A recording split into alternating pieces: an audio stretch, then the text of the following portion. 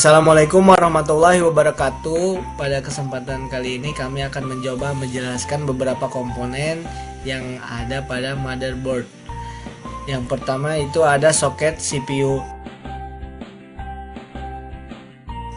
Soket CPU merupakan tempat peletakan prosesor yang mana prosesor yang digunakan biasanya berbentuk chips.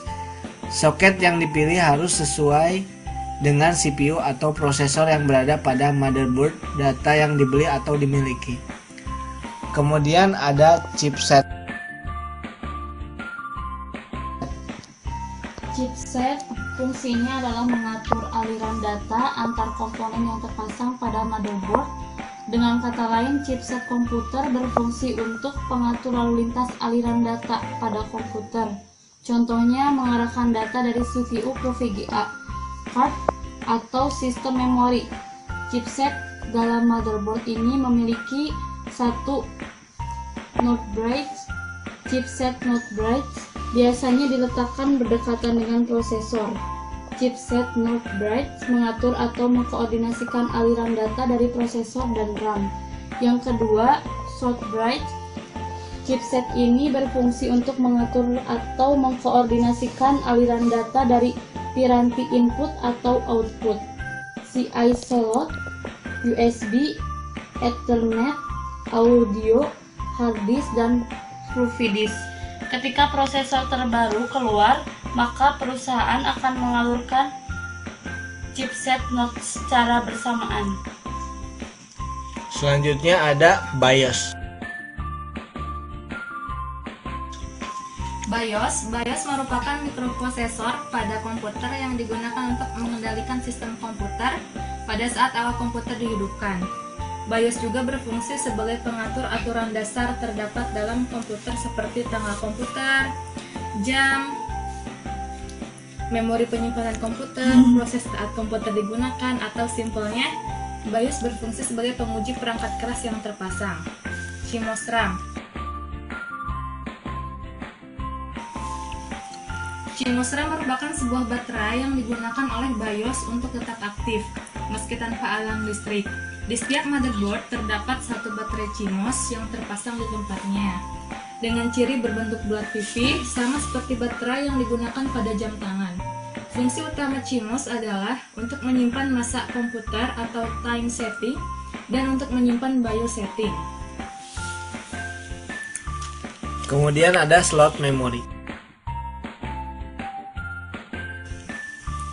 Slot memori adalah slot yang dikhususkan untuk pemasangan kepingan memori.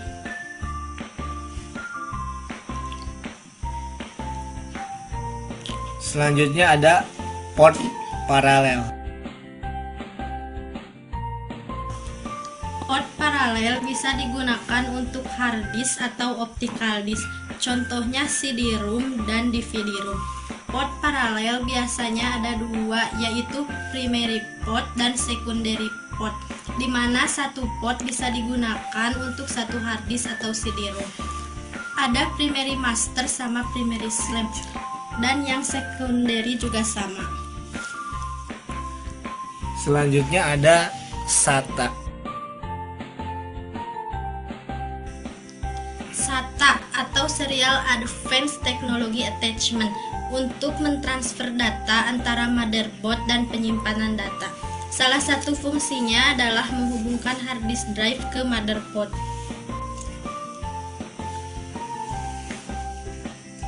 Kemudian ada floppy disk. Floppy disk adalah memori yang biasa digunakan dalam motherboard dan memiliki kapasitas yang lebih kecil dibandingkan dengan memori yang biasa digunakan saat ini. Selanjutnya ada power supply. Power supply yaitu suatu hardware komponen elektronika yang punya fungsi sebagai sumber arus listrik. Power supply yang sekarang ditujukan yaitu yang biasa langsung memberikan arus listrik kepada CPU atau yang berada pada casing CPU tersebut.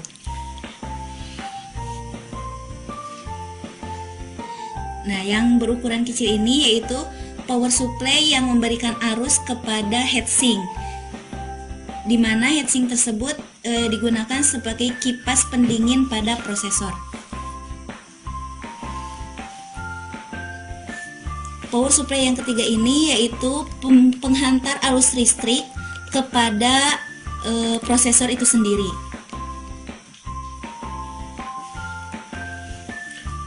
Selanjutnya ada VGA card.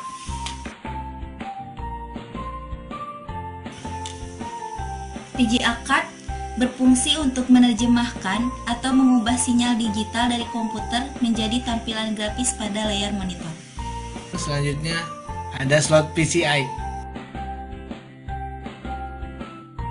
Slot PCI atau kepanjangan dari Peripheral Computer Interconnect yaitu berfungsi untuk memasangkan fitur tambahan seperti network card, sound card, EVDP, TV card, atau suatu card yang biasa digunakan untuk video editing.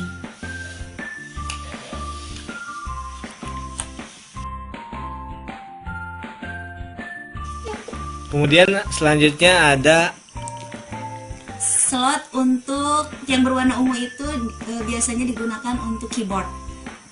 Dan yang di sampingnya yang berwarna hijau itu slot yang digunakan untuk menyambungkan mouse kepada motherboard.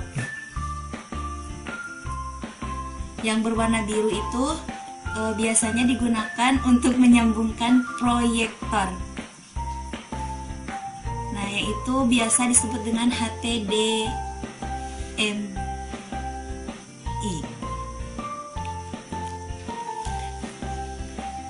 Kemudian selanjutnya ada USB, bisa dipakai untuk keyboard dan mouse juga untuk yang berbentuk USB. Kemudian ada LAN untuk jaringan LAN card, dan yang terakhir ada audio headset dan jack.